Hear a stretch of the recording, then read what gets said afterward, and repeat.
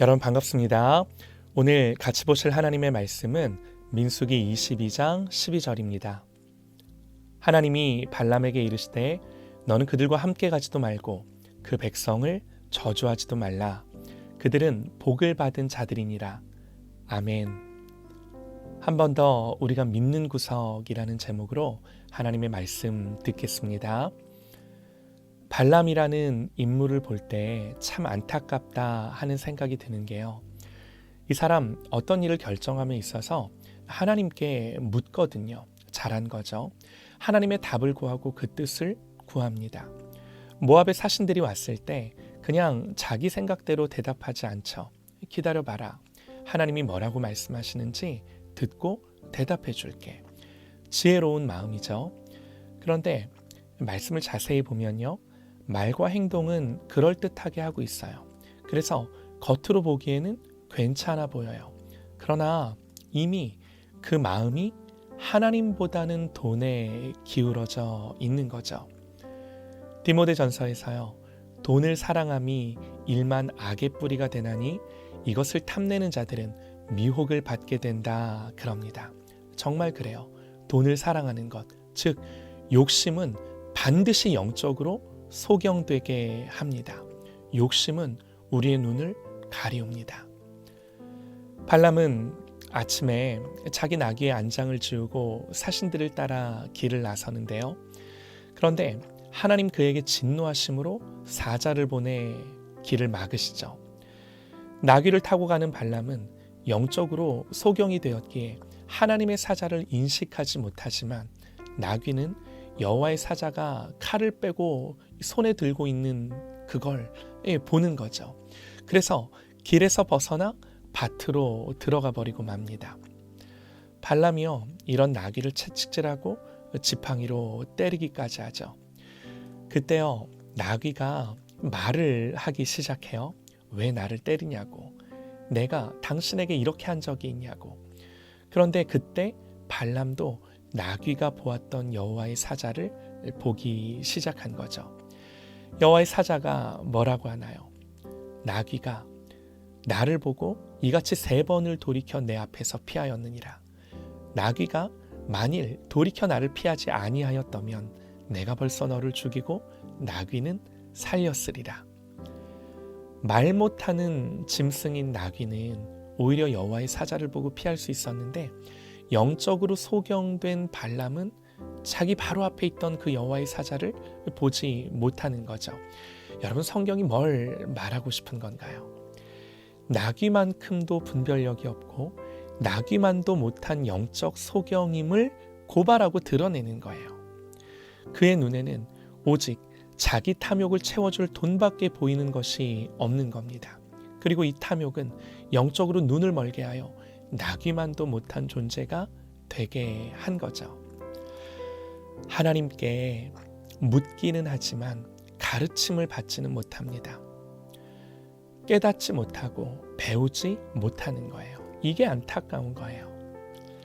돈을 사랑하는 것이 가져오는 가장 비극적인 결과는요. 이렇게 영적인 감각을 잃어버리고 분별력을 잃어버리는 것입니다. 실제로 영적 분별력을 잃어버린 사람은요. 내가 지금 그런 상태에 있다는 것조차 인식하지 못하는 거죠. 영적인 분별력을 완전히 상실하고 감각을 잃어버린 것입니다. 여러분, 이게요. 버려진 상태의 무서운 모습이에요.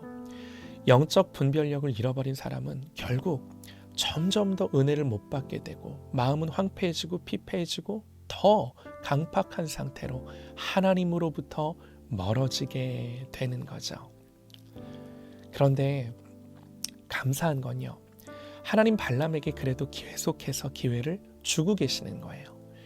말 못하는 짐승인 나귀를 통해서까지 발람에게 말씀해 주시고 막으시는 거잖아요. 자, 궁금합니다. 이런 하나님의 열심과 개입하심은 왜 그런 건가요? 발람에게 은혜를 주시는 걸까요? 성경 자세히 보세요. 그렇게 볼 수 없어요. 발람에게 은혜를 주시는 게 아니에요. 답은 오늘 우리가 읽은 말씀 12절입니다.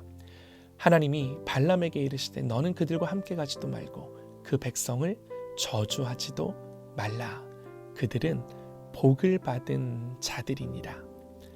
그들, 이스라엘입니다. 그들은 복을 받은 자들이니라. 하나님 이스라엘 백성 때문에, 자기 백성 때문에 지금 발람을 막으시는 거예요. 사랑하는 여러분, 우리는 이 말씀 속에서 오직 이 하나님을 다시금 보기 원합니다. 새롭게 보기를 원합니다. 사실 지금 이 이야기는요, 이 사건은요, 이스라엘 밖에서 일어나는 일이잖아요. 지금 이 사건의 당사자는 이스라엘이 아닙니다. 그러니까 지금 이 사건이 일어나는 이 순간에는요, 이스라엘은 이런 일이 일어나고 있는지조차 모르는 거죠. 이스라엘이 인지하지 못해요. 그냥 관계없는 사건이에요.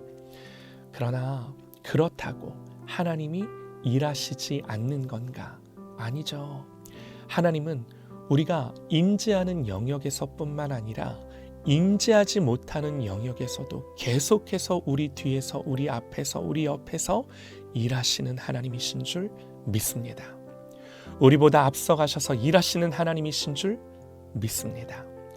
성경은 계속해서 자기 백성을 위해 이렇게 열심을 가지고 일하시는 하나님을 증언하고 우리에게 계시해 주는 거예요. 우리는 이 사건에서 이 하나님을 봐야 합니다. 이 하나님을 집중해야 합니다. 나중에 발람이 이렇게 고백을 해요. 야곱을 해할 점술이 없고 이스라엘을 해할 복술이 없도다. 이게 이 사건에서 발람이 고백하는 고백이에요. 왜 그런가요? 이스라엘이 하나님의 복을 받은 사람들이기 때문에. 발람이 또 말하죠. 하나님은 사람이 아니시니 거짓말을 하지 않으시고 인생이 아니시니 후회가 없으시도다. 어찌 그 말씀하신 바를 행하지 않으시며 하신 말씀을 실행하지 않으시랴. 심지어 야곱의 허물을 보지 아니하시며 이스라엘의 반역을 보지 아니하시는도다. 이게 발람의 관점에서 지금 이스라엘을 보니 이렇다는 거예요. 이게 발람의 고백이에요. 얼마나 놀랍나요? 광야에서 그렇게 반복적으로 범죄하고 하나님을 반역한 백성들임에도 불구하고 하나님은 여기까지 그들을 인도해 오시며 여전히 지금도 그들을 위해 일하고 계신 거죠. 마치요, 죄를 한 번도 지은 적이 없는 자들인 것처럼 그들을 대하시며 그들을 위해 주시는 거예요. 여러분, 이게 성경이 증언하는 우리 하나님의 모습입니다. 그래서요, 로마서에서 이렇게 선언합니다. 누가 우리를 그리스도의 사랑에서 끊으리요? 환난이나 곤고나 박해나 기근이나 적신이나 위험이나 칼이랴. 기록된 바 우리가 종일 주를 위하여 죽음을 당하게 되며 도살당할 양같이 여김을 받았나이다. 그렇게 여겨졌대요. 그게 실제로 그랬대요. 그러나 이 모든 일에 우리를 사랑하시는 이로 말미암아 우리가 넉넉히 이기느니라. 내가 확신하노니 사망이나 생명이나 천사들이나 권세자들이나 현재일이나 장래일이나 능력이나 높음이나 깊음이나 다른 어떤 피조물이라도 우리를 우리 주 그리스도 예수 안에 있는 하나님의 사랑에서 끊을 수 없느니라. 사랑하는 여러분, 이것이 예수 믿는 자의 담대함인 것입니다. 이것이 우리가 믿는 구석이에요.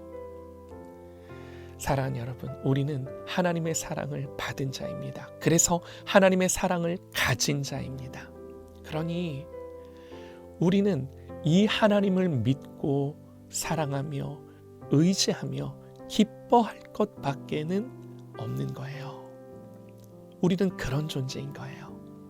그러므로 사랑하는 여러분, 이 하나님을 더 알아가고 믿고 신뢰함으로 하나님을 더 사랑하며 예배하는 모든 순간에 이 하나님을 예배하는 저와 여러분 되시기를 간절히 소망합니다.